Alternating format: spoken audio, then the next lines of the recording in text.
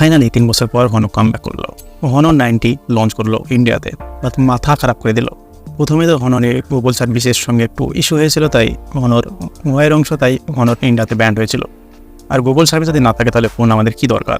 Honor 90 launch করেছে 8GB 256GB, 37,999, 12GB 512GB, 39,999। তাছাড়াও bank offer, mobile exchange আর অনেক কিছু ডিসকাউন্ট রয়েছে, আমি স্ক্রিনে দিয়ে দেবো, আপনি ওখান থেকে দেখে নেবেন।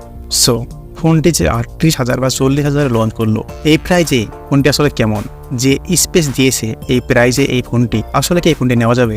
কিন্তু একটা ভাবার বিষয়, বড় ইউটিউবার কিন্তু কখনো বলে না যে এর কমিয়া দিক কী রয়েছে, তারা শুধু ভালো ভালো দিকগুলো বলে চলে যায়। তা আপনি যদি নিব ভাবেন এই ফোনটি, তাহলে অবশ্যই এই ভিডিওটা আপনার জন্য শেষ পর্যন্ত দেখতে থাকুন।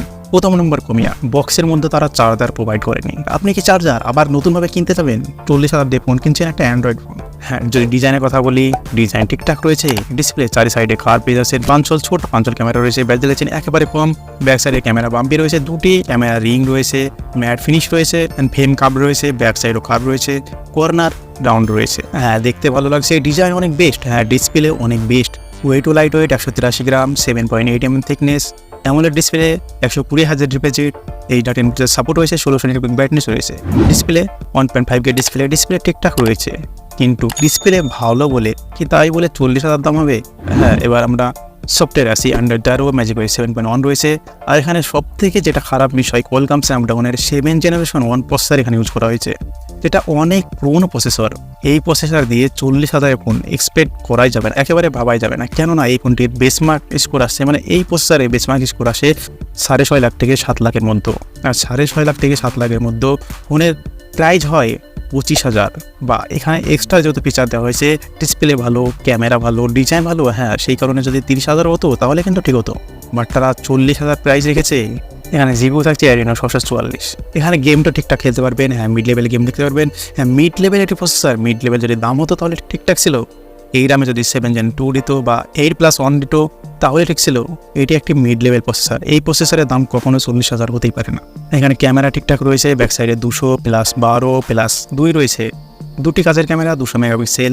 তারপরে এখানে পিডিএ মোড রয়েছে ভাই, ওএস মোড নাই। যেখানে 18,000 ফোনে ওএস মোড পাওয়া যায়, সেখানে 40,000 ফোনে তারা ওএস মোড ইউজ করে নেয়। একবার ভাবুন ভাই। হ্যাঁ, সিঙ্গেল ক্যামেরা 50 মেগাপিক্সেলের সেলফি ক্যামেরা পেয়ে যাচ্ছেন, ক্যামেরার কোয়ালিটি মোটামুটি ভালো, বেশ ভালোই, খারাপ না। তবে ওএস মোড আপনি অবশ্যই আশা করতে পারেন 40,000 প্রাইস। হ্যাঁ, আপনি যে বলছেন যে 30,000 প্রাইজে ছাড়ছুট করে পাবে, কিন্তু সবগুলো কি আপনার অ্যাভেলেবল হবে বা পসিবল হবে? সবগুলো হয়তো কিছু একটা হয়তো ছাড় পাবেন, তার জন্য হয়তো 1,000 বা 2,000 পেতে পারেন। তারপরেও কি ফোনটি নেওয়া যাবে? একদমই ঠিক নয়, একদমই এই ফোনটি নেওয়া যাবে না। আবার দেখুন, এখানে রয়েছে একটি স্পিকার, দুটি স্পিকারও এখানে ইউজ করা হয়নি, যা অত্যন্ত একটি খারাপ বিষয়। যেখানে 40,000 ফোন দুটি স্পিকার ইউজ করা হয়নি। ব্যাটারি আছে 5,000 mAh ব্যাটারি, 66 ওয়াটের 5,000। 66 ওয়াটের 5,000 হয়ে কী করবে যদি বক্সের মধ্যে চার্জারই তারা না দেয়? আপনি কি 66 ওয়াটের চার্জার কিনতে যাবেন? কখনোই না। ফোনটি 3টি কালার থাকছে, midnight black, diamond silver, emerald green. অবশ্যই এই প্রাইজে এই ফোনটিকে স্কিপ করে দিন, কোনোভাবে নেওয়া যাবে না এই ফোনটি। যতই ফিচার বেশি থাকুক না কেন পারফরমেন্সই ফোনের সব কিছু হয়। পারফরমেন্স যদি খারাপ হয় তাহলে আপনি 1 বছর ইউজ করার পরে আপনার ফোনটি ইউজ করতে ইচ্ছা করবে না।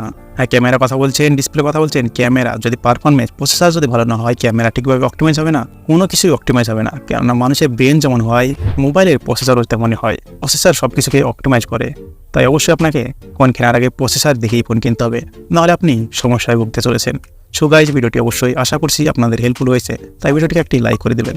আর আমাদের চ্যানেলে সাবস্ক্রাইব করে না থাকলে ছোট ভাই মনে করে সাবস্ক্রাইব করে নিতে পারেন। সো বন্ধুরা, ভালো থাকবেন, সুস্থ থাকবেন, দোয়া করি আপনাদের জন্য।